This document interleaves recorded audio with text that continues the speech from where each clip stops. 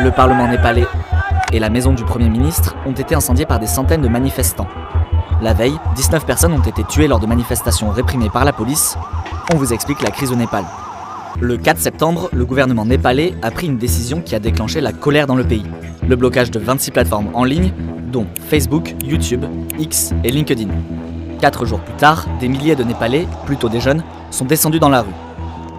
Ce qu'ils dénoncent, la corruption au sein du gouvernement, ainsi que le blocage des plateformes qu'ils perçoivent comme une forme de censure. All the Nepalese citizens are fed up of corruption. Every youth are going outside the country. Also, the recent happenings of social media ban by the government is against our freedom of speech, and they want to control us just like a dictator. La manifestation dans la capitale a ensuite viré au drame, causant la mort de 19 personnes et des centaines de blessés. Les forces de l'ordre sont intervenues violemment lorsqu'une foule de plusieurs milliers de personnes s'est rapprochée du Parlement. La police affirme avoir utilisé des gaz lacrymogènes et des canons à eau. Selon des journalistes de l'AFP et des témoins, les forces de l'ordre ont également utilisé des matraques, des balles en caoutchouc et ont tiré à balles réelles.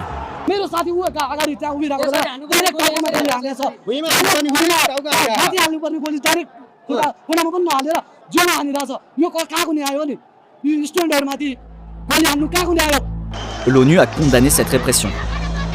We are shocked by the killings and injury of protesters in Nepal today and urge a prompt and transparent investigation. Après ces manifestations meurtrières, le Premier ministre népalais a ordonné le rétablissement des réseaux sociaux, avant de démissionner ce 9 septembre.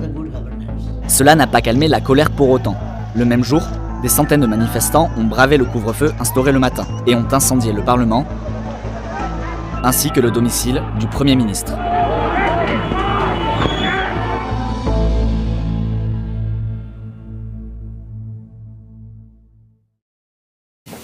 C'est la première prise de parole en public du Premier ministre qatari depuis l'attaque israélienne.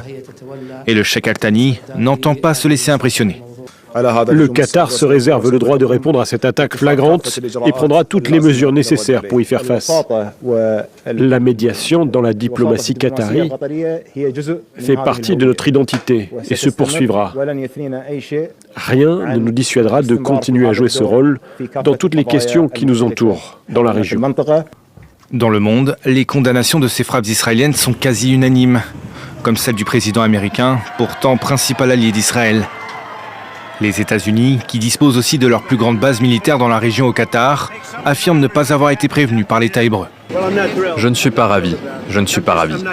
Je ne suis pas ravi de toute cette situation. Ce n'est pas une bonne situation, mais je dirais ceci, nous voulons le retour des otages, mais nous ne sommes pas satisfaits de la façon dont cela s'est passé aujourd'hui.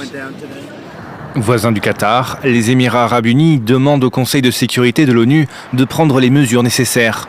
Tandis que Mohamed Ben Salman, en Arabie Saoudite, a témoigné de son soutien au cheikh qatari Al Thani lors d'un entretien par téléphone. La Turquie, elle, dénonce la politique expansionniste d'Israël.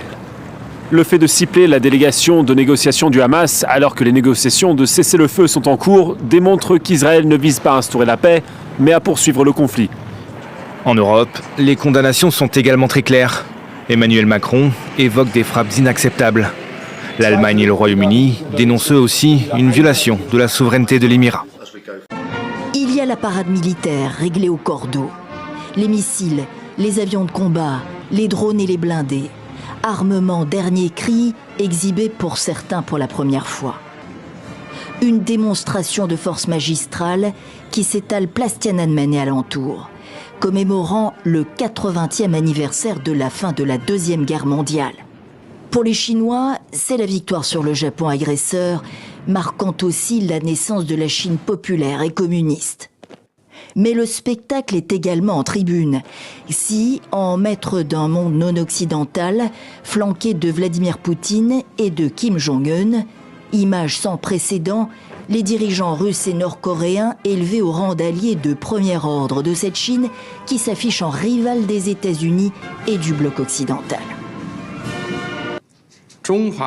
Aujourd'hui, l'humanité fait face, une fois encore, à un choix entre la paix et la guerre, le dialogue et la confrontation, les bénéfices mutuels ou les voies sans issue. Le peuple chinois se tient fermement du bon côté de l'histoire et du progrès de l'humanité. La Chine est inarrêtable, ajoute le dirigeant chinois, qui a fait changer la Constitution pour rester au pouvoir le temps qu'il voudra. Faut-il voir dans cette parade un défi aux États-Unis? Faut-il s'inquiéter de ces pays qui tentent de faire contrepoids? Interroge la presse à Washington. Non, non, pas du tout. La Chine a besoin de nous. Et j'ai de très bonnes relations avec le président Xi, comme vous savez. Mais la Chine a besoin de nous bien plus que nous avons besoin d'elle. Les États-Unis dorment lorsque Poutine et Kim s'entretiennent à leur tour. Le premier remercie le second pour ses soldats envoyés en Ukraine. La Russie et la Corée du Nord luttent ensemble contre le néonazisme, affirme le dirigeant russe à son homologue nord-coréen.